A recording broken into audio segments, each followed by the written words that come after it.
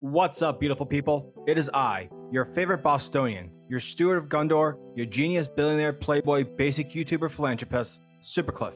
And please, if you like what you see, /here, then hit that like and subscribe button, for every little bit helps in this YouTube world.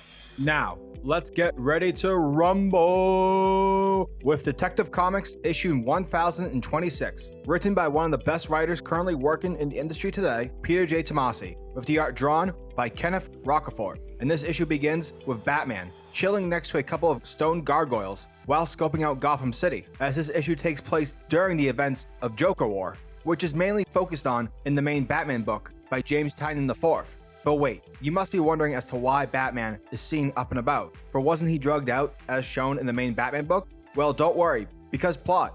We soon shift to a couple of bank guards getting ready to transport money across the city to a more secured location, but suddenly they are attacked by Killer Croc. Batman dives down to help out and to assist the situation, but arrives just a little bit too late. Batman takes note of all the money Croc left behind, as though grabbing the guards was more of a priority. Batman feels strange about this, since this isn't Killer Croc's typical MO. Nearby, a crowd of people are running scared out of a grocery store, screaming that there's a monster. A couple are then grabbed by a big-ass tongue and are pulled down to the sewer. Batman's cowl is able to pick up the sound from a block away, because Wayne Tech's dope. And immediately, the Dark Knight takes off and heads down into the sewer to begin the chase. Batman takes a whiff and notices that the sewer smells quite unsewer-like. Batman then has his suit initiate analysis on the sewer's water. The exosuit reports that the water is in truth contaminated, and that extensive immersion/ingestion will result in the mutation of genes, followed by death. So basically, Batman's on the clock. Eventually, Batman arrives in the heart of Killer Croc's lair, and he is welcomed by the crocodile himself, along with the introduction of Killer Croc's new gang and mutated friends. But wait, wasn't Killer Croc a good guy during Steve Orlando's Gotham City Monsters? It doesn't matter. Check it. Croc turned his good leaf once the Joker's clowns destroyed the section of town and the hotel he had owned from Gotham City Monsters. Therefore, Killer Croc decided that enough was enough and ventured down into the sewers to start over, where monsters are born and where monsters dwell. And thanks to a ton of toxic sludge Croc managed to stash away, Killer Croc decided to create his own monster town within the sewers, while Joker and his army wage war across the surface. Killer Croc goes on to explain that Joker's men blew up sections of Ace chemicals, causing certain points to flood and to mix with toxic waste, which traveled throughout the sewers, eventually flooding out a gang of people who were also hiding out until the Joker's war ended. Killer Croc managed to save them all from drowning, but due to the exposure from the toxic waste, it turned them all into sewer-like creatures. It's here where Killer Croc reveals his true motives to Batman. Though the people whom Croc saved mutated, at the end of the day, they're alive. Therefore, Croc plans to take people away from the surface in order to save them from the surface world's constant insanity. And once the Joker War ends, Killer Croc will then use Ace Chemicals' residue water on the people whom he has captured, mutating them into similar creatures so that no one can feel out of place, kind of like the lizard from the Amazing Spider-Man movie, but with a more kind-hearted purpose. That movie sucks.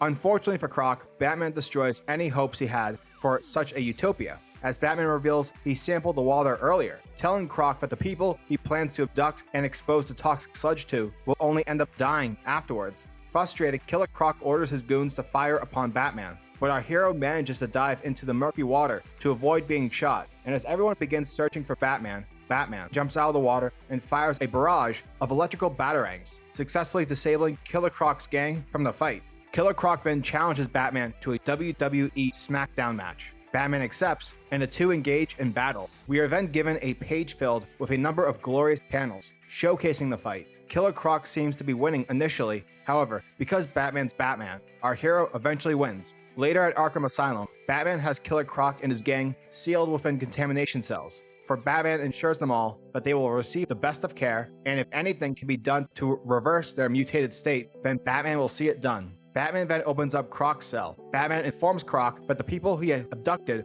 are now safe and sound, and that he appreciates Croc helping him after their fight by bringing his crew here for treatment. Croc tells Batman that the struggle of achieving normalcy is disheartening, and just when it seems that it's in possession, it's snatched up and taken further away. Now, though this doesn't excuse Croc's actions, Batman understands why Croc gave in into his base emotions, as Batman feels that, as of late, his mask has been getting harder to take off. Croc adds that at least Batman has a mask that he could take off as opposed to himself. but Batman responds, telling Croc that everyone has had something of theirs taken away, which ends up changing us. It's by not giving into the darkness that defines us, as Batman addresses Killer Croc by his real name, Waylon. Waylon thanks Batman for using his real name, and the two end this issue with a firm handshake.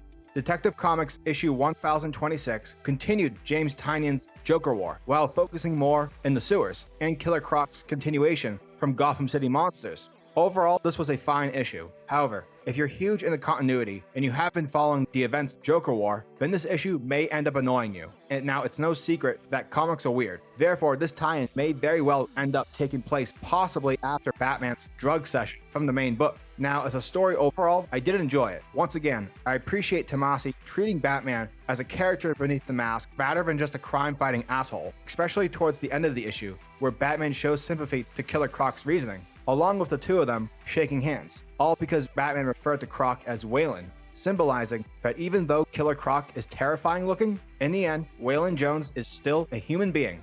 Detective Comics issue 1026 gets an 8 out of 10. Giggity goo.